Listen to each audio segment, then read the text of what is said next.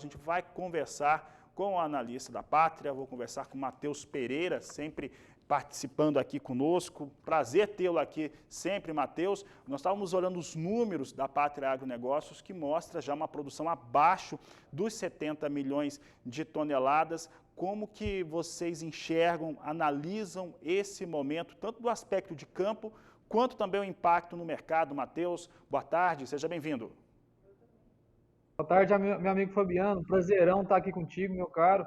Estava acompanhando aqui a participação também do colega Felipe, onde explicou bastante, né, qual a atual situação das lavouras em campo hoje no Brasil. E de fato, Fabiano, como você já apresentou, a gente tem um problema quase que endêmico hoje na qualidade das lavouras de safrinha do milho brasileiro. A gente teve aí regiões no Mato Grosso do Sul, aqui em Goiás, Mato Grosso, em especial, próximo ali do Vale do Araguaia, aonde que essas regiões sofreram com mais de 45 dias de estiagem, o que acabou, né, limitando o tempo produtivo das culturas em campo.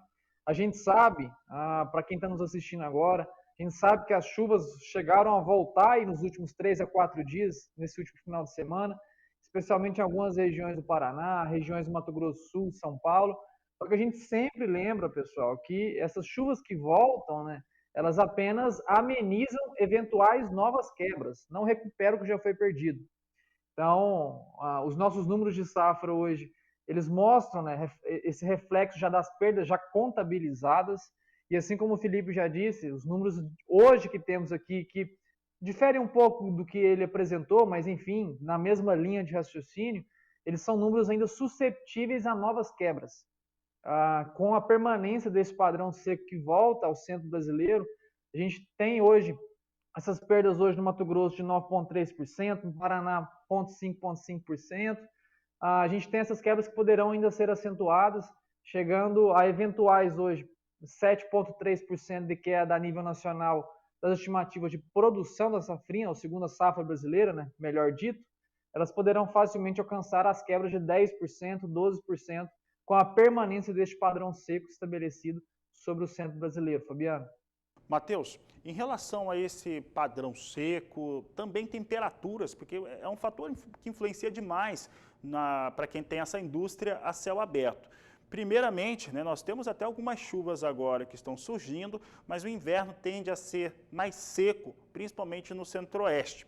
No Paraná, nós já tivemos aí temperaturas com quedas muito fortes neste final de semana e agora nesta última segunda-feira, e risco de geada já no Paraná. Aqui no Mato Grosso do Sul, entre o sul do estado até a capital Campo Grande, esse último domingo, segunda-feira, as temperaturas ficaram entre 4,5 até 8 graus. Então, assim, mesmo chovendo agora, nós teríamos uma condição de recuperação de produtividade, já que está entre V8, R1, R2, a situação de campo para o milho? Muito improvável, Fabiano. Como já disse, né, o milho não é uma cultura que possui um poder de regeneração, como é observado na soja. O milho, que é uma planta cão, uma planta C4, ela é uma planta extremamente eficiente, né, com o que há disponível de água e nutrientes no solo. Ela usa aquilo para, enfim, para gerar o teu ciclo produtivo.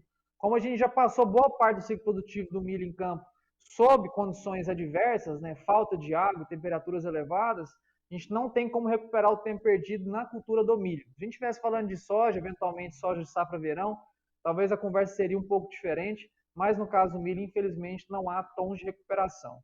E só acrescentando, Fabiano, eu diria que a gente teve relatos até dos nossos próprios clientes no sudoeste do Paraná, nessa última noite, nessa última madrugada, onde já foram observados alguns pequenos talhões que sofreram com a chegada das geadas.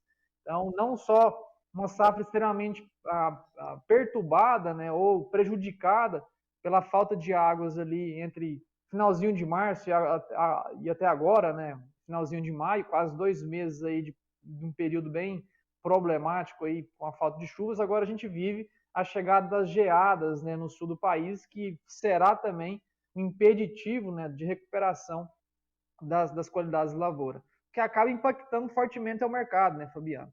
O mercado de milho que veio nesses últimos 6, 7 dias empilhou baixas consecutivas, agora parece estar sentando num fundo do poço, né, assim dizendo.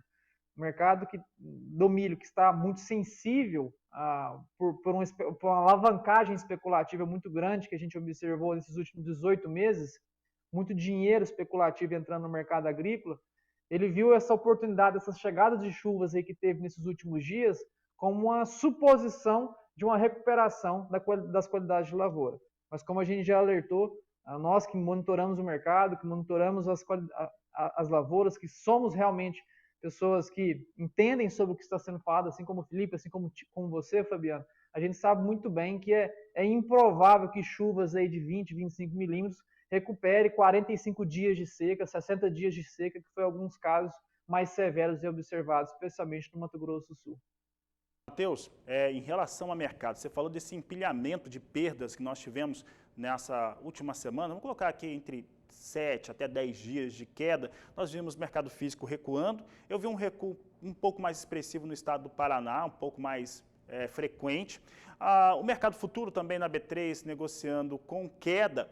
E você citou que esse é o momento, né, que nós temos aqui, que deve ser o fundo do poço do mercado do milho. Se for fundo do poço, o poço era realmente muito raso em relação ao que pode ceder o milho. E ontem, ao ver o fechamento do mercado e a tendência, parece que nós já temos uma inclinação, viés para alta. Qual que é o seu entendimento neste momento para o milho, Matheus?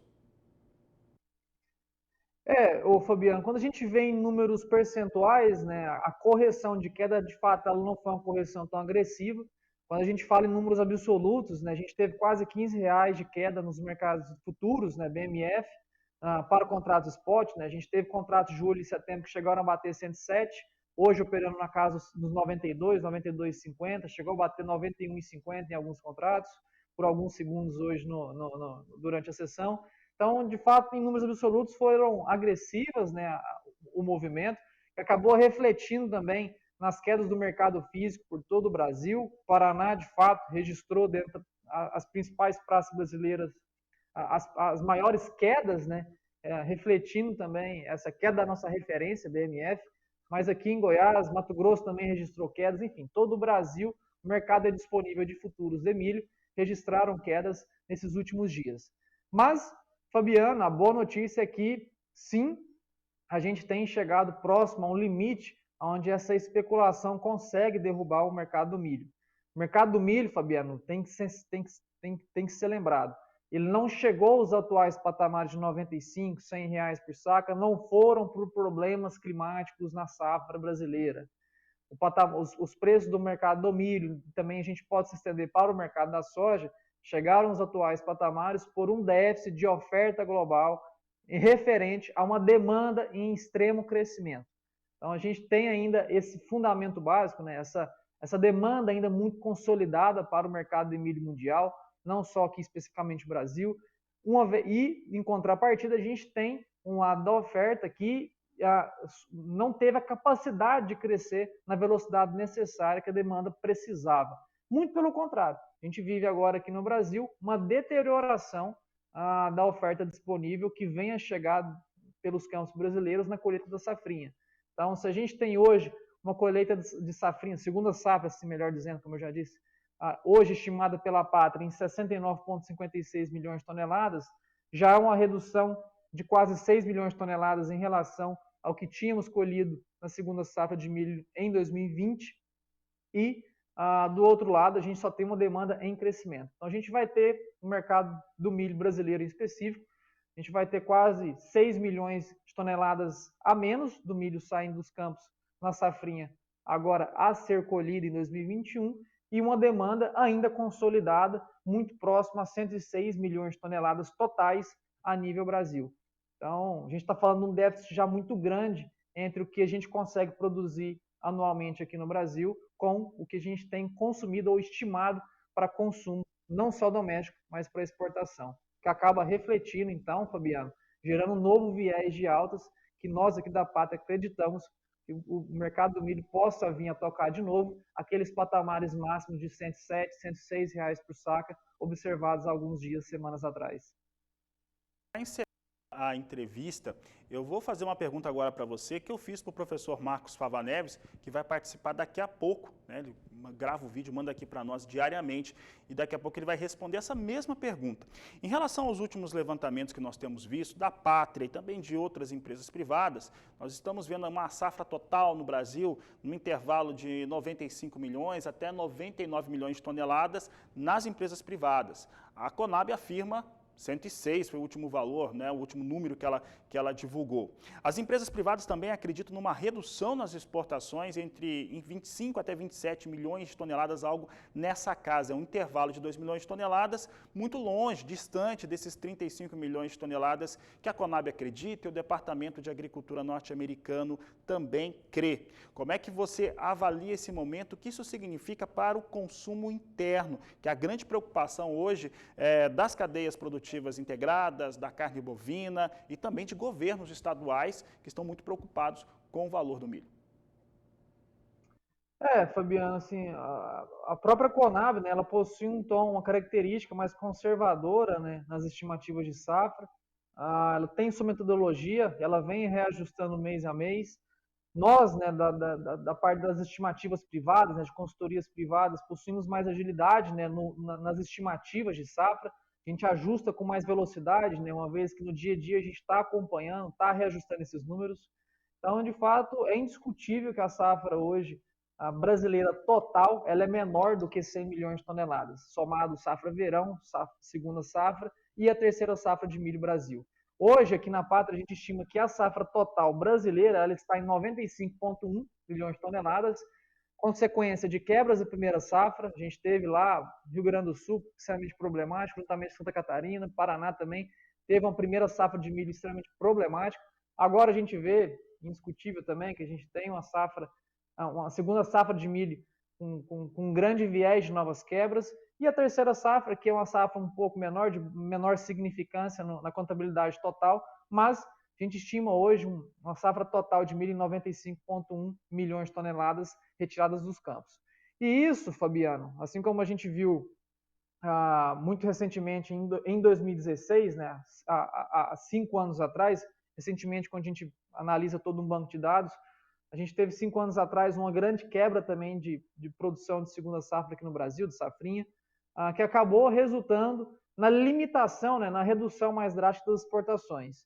Então, o mercado brasileiro, como é um mercado tradicionalmente consumidor de milho, assim como o mercado norte-americano, qualquer eventual quebra que a gente tenha de produção, o mercado interno, o mercado doméstico, ele é priorizado, né? É um mercado que ele consegue pagar mais para reter o milho, é o que a gente chama de prêmios domésticos, né? Quando a indústria brasileira adiciona algum prêmio de retenção para evitar com que o milho ou que a soja vá para a cadeia de exportação, e não diferentemente, Fabiano, a gente deve ver esse ano. Assim como as estimativas de produção elas vêm sendo reduzidas com a extensão da seca na segunda safra brasileira de milho, assim também devem ser reduzidas as estimativas de exportações do milho brasileiro, uma vez que grande parte desse grão, né, desse cereal, ele é retido pela nossa indústria. Certo, Matheus Pereira, obrigado pela participação mais uma vez aqui no Agricultura BR. Um grande abraço a você e a toda a equipe da Pátria. Um grande abraço para ti, meu amigo Fabiano, e um grande abraço para todos que nos assistem. Até logo.